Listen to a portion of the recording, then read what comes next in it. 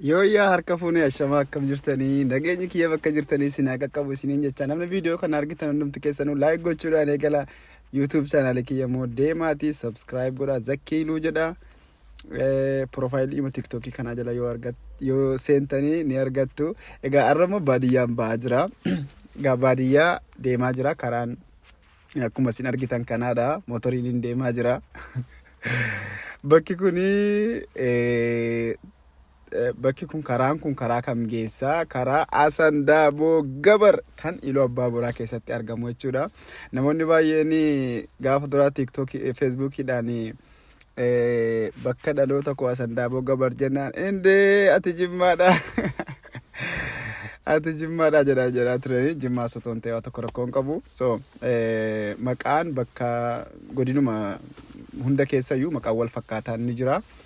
So kanaaf kun immoo Asandaaboo isaa amma garuu Asandaaboo Alamganaa jedhameera arganii biyyaa ba'e. Kana dura garuu Asandaaboo Gabar jedhama. Asandaaboo jechuun godinuma Iluu Abbaa Boraa aanaa Gachii jalatti argama yookaan immoo godina Boonnoo Beddellee isaa amma jedhamu kana jechuudha. So kanaaf nuti baadiyyaa deemaa jirra. Namoonni isin karaa irratti argitan kun immoo karaa magaalaa dhufaa jiru jechuudha. Inni kaan of codaaksifachuu dhufaa.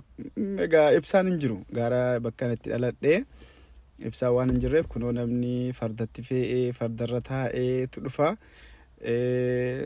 Nummoo baadiyyaa ba'aa jirra jechuudha. Baadiyyaa baay'een jaalladha. Egaa hundumti keenya iyyuu warri baadiyyaatti dhalannee guddannee namni bakka itti dhalatee guddate jibbu hin jiru. Bakka dhaloota kootii qofaa fi miti garuu baadiyyaa bakkuma fedhe iyyuu ani bakka itti dhaladhe qofa osoo hin taane fakkeenyaaf Jimmaa keessasii baadiyyaadhuman deemee qilleensa gaarii jira baadiyyaa keessaa lifresh qilleensa qulqulluu jechuudha. Hin beektan mitiiree magaalaa yeroo baay'ee qilleensuma faalamaatu jira. Egaa biyya kan keenya illee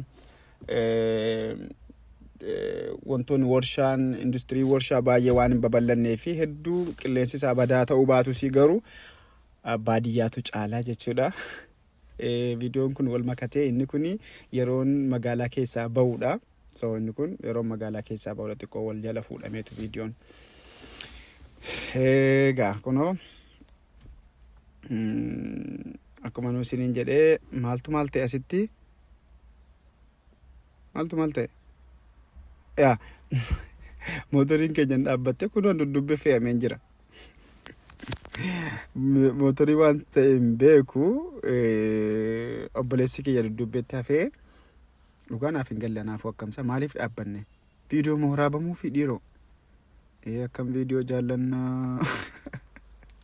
Motoriin kun baay'ee nama sadii baadhattee jirti kunoo inni kaameraa waraabaa jiru si nu wajji fe'amee jechuudha.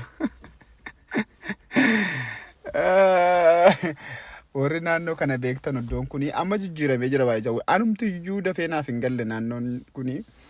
Bakki kun amma bakka maal jedhama?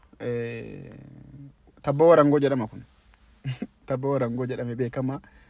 Kun warri kun na beekan na dubbisanii kun motoriin achi gadis dhufaa jirti.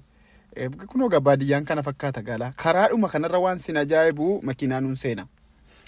Makiinaa nuun seenaa yeroo birraa jechuudha. Karaan garuu xiqqoo kana dura doozariin seeneetu soqee ture. Bokkaa yeroo roobummoo ammas deddeebi'ee akkas ta'e jechuudha. Bakka kana wanni sinitti barbaadu kunoo bakka kana fincaan danguwaashtu jira. Kunoo taappeellaa wayiyyuu jira. Kunoo argitanii laa bakka harka kootti qabaa jiru kana jechuudha. Asii yoo gadi bu'ame meetira 700 natti fakkaata I think.